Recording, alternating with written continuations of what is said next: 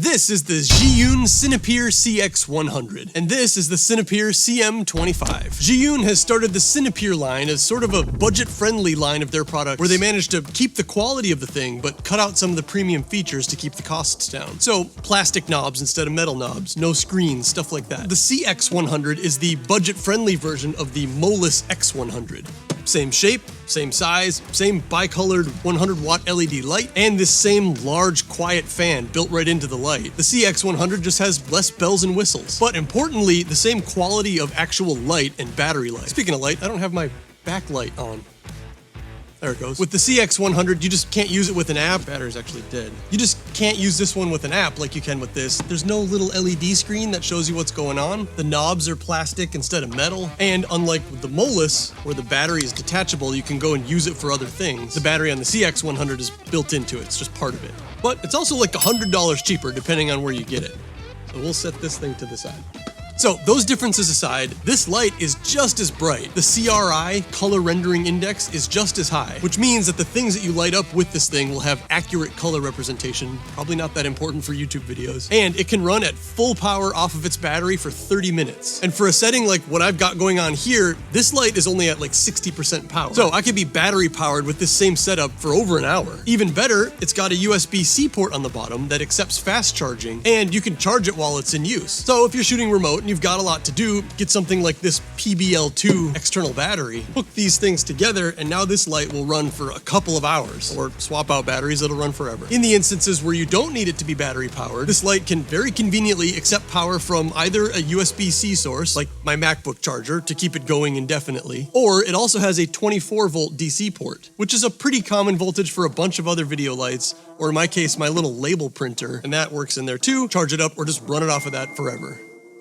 Who's texting me? So there's a lot of options for keeping this thing running in a studio setting too. It's not just a battery-powered light. This thing is really bright too. Here, let me shut off all of my background lights. The room I'm in is actually quite big too. That back wall is probably 40 feet behind me. I set up a wide-angle camera so you can sort of get an actual idea of the scale of this place. And with this reflector on, check out how much light this little thing puts out. Bam! The entire room is light. It puts out a lot of light. So much that I'm, woo!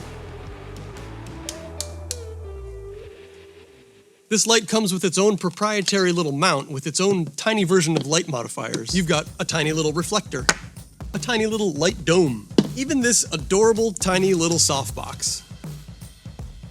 But like I said, this light has the same amount of power as my main studio lights here, so this tiny little softbox just won't cut it for soft light. Luckily, ZhiYun agrees with me about that, and they make this little adapter so that you can use any Bowens mount attachment. So whatever modifiers you already own for all of your other studio lights, they will all click right on. Then the adapter itself has this little light stand attachment coming off the bottom of it. One of the things that means is that the Bowens mount attachment, will be holding onto your softbox, holding onto the weight, not like the front of your light. So the somewhat tiny little proprietary mount isn't what's holding on to all the weight on here. But set up like this, you can just run this light like any other 100-watt studio light, and it fits right in.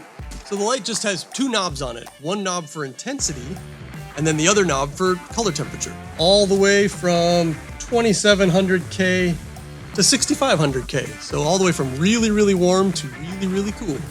And everything in between. No menus to navigate. You don't even really have to have your eyes on the knobs. You can just adjust things with the reach around. And if you are using it with something like the light dome, there are 1/4-inch threaded holes on the bottom, so you can use it with like a tiny tripod.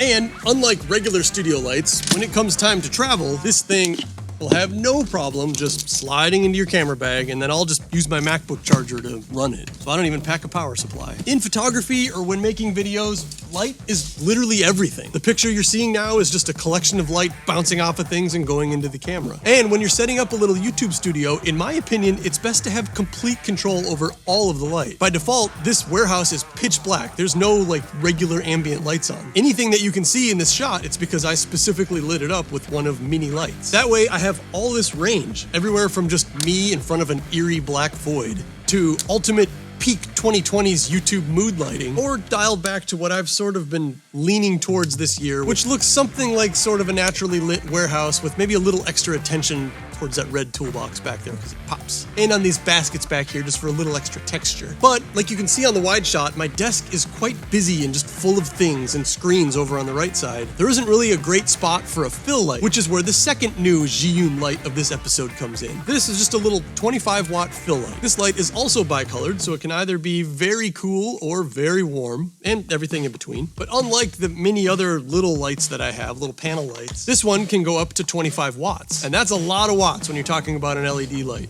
Like your typical light bulb, like your kitchen light bulb is like 8 or 9 watts. So this thing can just sit hidden behind my monitor over here and act as a little fill light for the right side of my face. No fill light, fill light. No fill light, really bright fill light. And actually, because this is closer to me, I'm pretty sure this thing can actually overpower my main light and be brighter on that side. It's got super easy to reach knobs on the side, so you can go for like a golden hour look. When I'm shooting, I have this little monitor in front of me so I can see what's in the frame, make sure that my camera hasn't run out of batteries or whatever.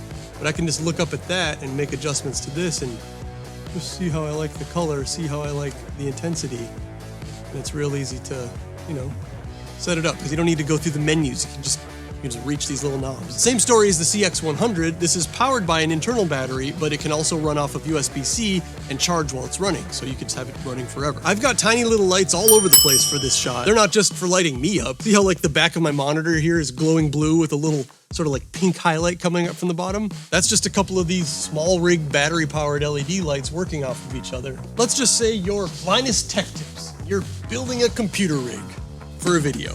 It is very dark inside a computer case, especially on the back side of all the studio lights. So smaller lights like this can just hide inside things you need to shoot. That way you don't have to set up some kind of rig to get a big studio light over your shoulder and beam light down into this computer case while you're doing stuff to it. Also, and this will be the last example for how I use these lights, is for thumbnails, or really just product photography. The way I shoot my thumbnails is I have a monitor set up with the live feed from my camera. So you've got the shot all lined up, and then you just kind of mess with the light. The background back to the YouTube-y colorful backgrounds. Moving the light around, just looking for the best combo of shadows versus highlights. Again, to do this with the studio light would take quite a bit of effort to move everything around and then lock it in place once you've found a position that you like, especially if it has to be plugged in and it's really large. Once I find the look I think I like for the thumbnail for the video, I take the shot, move it into Lightroom, do a bunch of stuff to it, move it into Photoshop, put some sort of phrase over it, and then blammo! The thumbnail you clicked to see this video.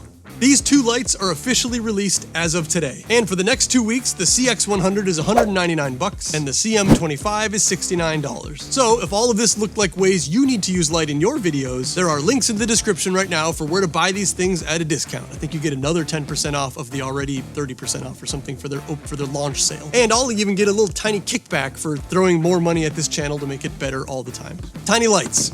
Goodbye.